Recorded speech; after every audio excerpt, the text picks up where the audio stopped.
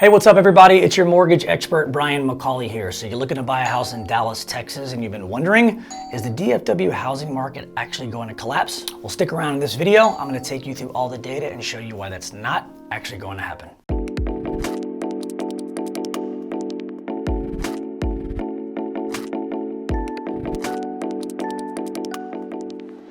So listen, there are a lot of people buying, there are a lot of people selling, but there are rumors floating around about the state of Texas because we've had some people actually leave, some residents that have moved to other places. And so it's got people thinking, oh my gosh, is now the time? Is the state of Texas going to collapse? Specifically to DFW, why are these people leaving?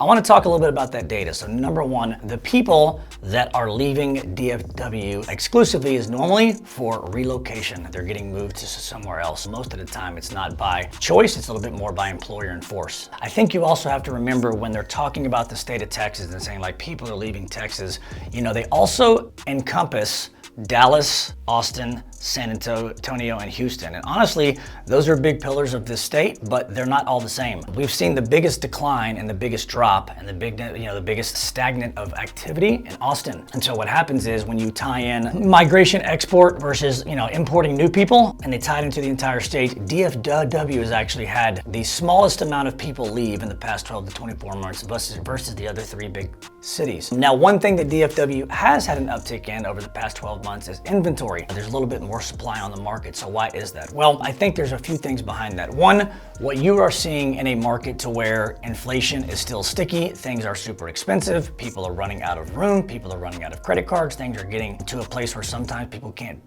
budget their biggest asset and their biggest investment of their life as a house. And a lot of people that have had homes in the past, 4, 5, 6 years, they're sitting on a really, really good amount of equity. So what you're seeing is some people that have financial hardships are going ahead and deciding to sell their house because they just need the equity in the property to get some liquid back in their pocket in order to be able to survive, pay some bills, get caught up, and stay afloat. When you run into economic hardships like this and with inflation, you will naturally see more people put their houses on the market when they run out of all their other options because they know they can get a lot of money for the sale and get themselves back on track. So that's one of the reasons why you see an uptick in inventory. The second reason for the uptick in inventory is builders.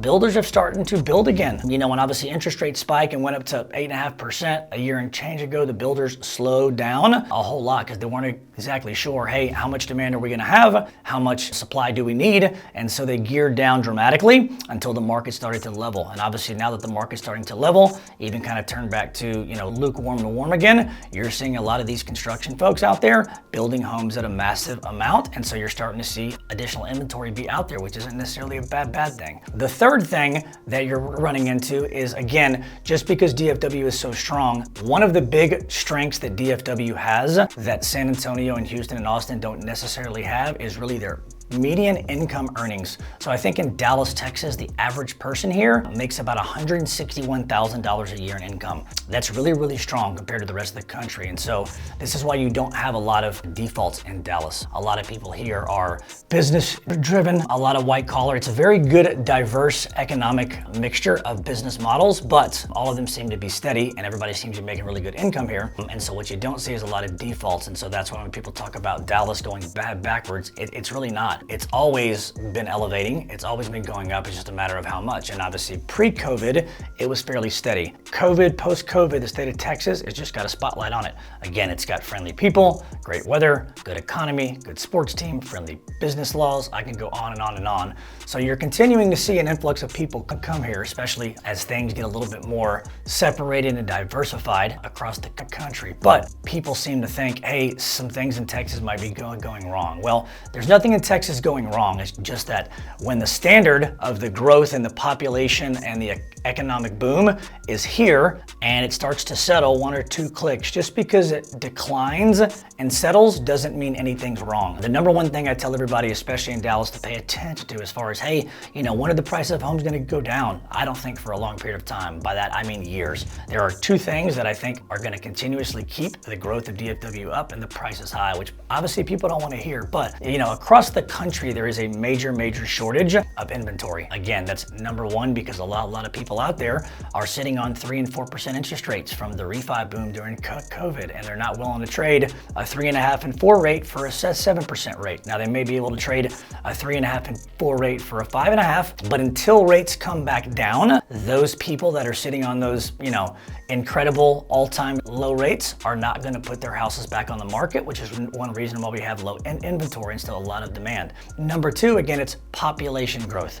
Just take a look at the amount of people and the amount of businesses that are coming here every single year because it's much easier to prosper here. So DFW in Texas has had a little bit of a correction over the past 12 months. Some people have left, things are slow, but what you're seeing is, some of this rise in inventory, again, is not because, Texas all of a sudden has some random issue with the state. It's because, again, you're seeing builders build a whole lot more, so inventory's popping up everywhere.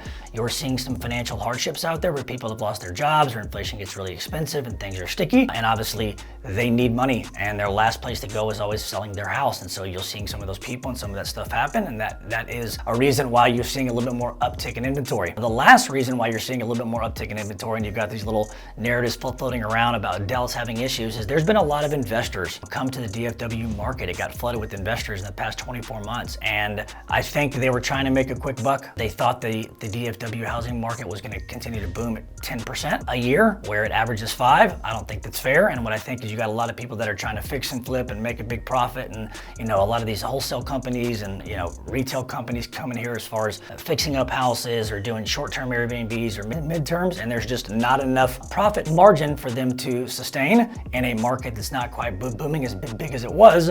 So you're seeing people and companies exit the city because their business model is not what they want. But again, that's because they didn't do a good job of setting expectations and managing the business and the profit margins versus is it a problem with the city. So I think, heading into 25, 26, I think there's 3 really solid states, and I think Texas is probably number 1 or number 2 next to Florida that you will continue to see people invest in, people move to, again, for the whole host of reasons, quality of life, opportunity. But when we're going through the shift right now that we're going through, people, individuals, and companies want to go to a place that's safe, that they can prosper in, and that they don't feel like there's any big economic or political surprises. I also want to remind everybody that, if things are this expensive and inventory is thin right now, imagine as interest rates fall. I think the real interest rate decline is probably going to be towards the back half of this year and early the following year. And I think my prediction,